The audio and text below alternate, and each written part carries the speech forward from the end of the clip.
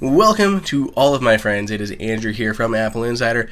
We are taking a look at over 24 changes here in iOS 14 Beta 2. Let's go ahead and dive right in. We have our new Beta 2 on the right and the initial build here on the left. The first change is the new calendar icon. As you can see, the new one is here on the top and it has an abbreviated name for the day of the week compared to the bottom. It definitely looks a lot cleaner. The second icon change is the clock icon. It's hard to see from far away, but when you put them next to each other, the change is apparent.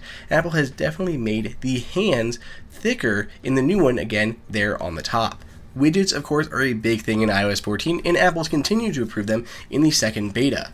When we go ahead and jump into jiggle mode and tap on that plus button, if we search for files on our initial build of iOS 14, you see nothing comes up. But in the new version, we do have new options for file widgets. There's both a medium and a large version of the recents for files. As you can see, we haven't opened anything in files here on our new phone, so we're going to move over, jump into the Files app, open up my iPhone 12 image from earlier today, and boom, we have our recent file there in the Files app. Really slick, and of course there's the medium and large versions of the new Files widget. Another one that I want to show off is the new Reminders widget. Now, we did have the Reminders widget in the first build of iOS 14, but in the Beta 2 version of iOS 14, it looks a little bit different. Here you can see that it's been reworked a bit, we have icons moved around, and we have that most recent task there at the bottom, as well as just the count. So it's really mainly the medium and the small ones that got a bit of an overhaul, and we also saw actually in the Reminders have some tweaks to how emojis are displayed, the icons for the list themselves. So some small tweaks to the Reminders widget, and just adding widgets in general has been updated very slightly. If we go to look at something like batteries, notice the color here at the bottom for adding widgets. It actually reminds me a little bit of the music app where it kind of would adapt to the background of whatever you're looking at. That's what it's doing here. So it kind of, depending on the app or the widget that you're adding, the button at the bottom will change colors to essentially mimic that. So a really small touch there, but I love that Apple thinks of these things. If we bippity bop over to the podcast app, another small change here. Apple has tweaked the icon down there in the bottom, swapping the icons for library and browse. Obviously on the new one on the right hand side, browse is the second option and library is the third option in the 4 tabbed categories. When you are deleting an app in the latest version of iOS 14, they've reworked the delete text.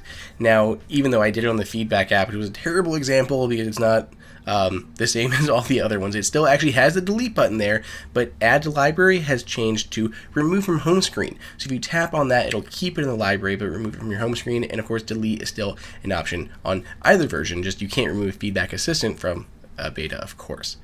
If we go into the Home app, and there's a small change here for HomePod. If you're running the HomePod iOS version of 14, you can now actually set your defaults for audiobooks, music, and audiobooks, and podcasts. So you can set those defaults now on HomePod. Tracking Report has changed to Privacy Report. As you can see, Tracking Report there on the left, it's now been renamed Privacy Report. And if you look at our old one, we couldn't actually access the trackers here. Now you can do that. You can jump between websites and the trackers. You could do that on Big Sur, but you can now do it here in iOS 14. Just another bug that was kind of cleaned up along the way. They reworked the notification text here. Location services is off. You can tap on that, jump into the settings, and turn location services on if you so choose. We don't have it activated here, but the new family sharing icon is present, so I'll just updated icon for family sharing when you go into your iCloud settings on any of your new iOS 14 Beta 2 devices. If we look at just something like notifications here, you can see the back thing has kind of changed. So before, it was kind of saying, like here, it just tells you where you're going back to, like notifications. Now it just says back, but it doesn't seem to apply everywhere, but that kind of breadcrumb in the upper left-hand corner has been tweaked, at least in some situations. For instance, that notifications setting panel. If we keep moving along, if we go down to reminders, you can see the time here for all day reminders has been updated. It still kind of says, that 9 a.m. is the default, and you can tap on the time here to bring up a similar interface, but it's just on by default here on the iOS 14 Beta 2 version. If we go down to the bottom of the reminder settings, you'll also note here, so assignment notifications, which is a toggle, now is the assignment reminders and its mute notifications, which is also now a toggle. So it just kind of rechanged to give it a heading and then the actual changed name of the toggle itself.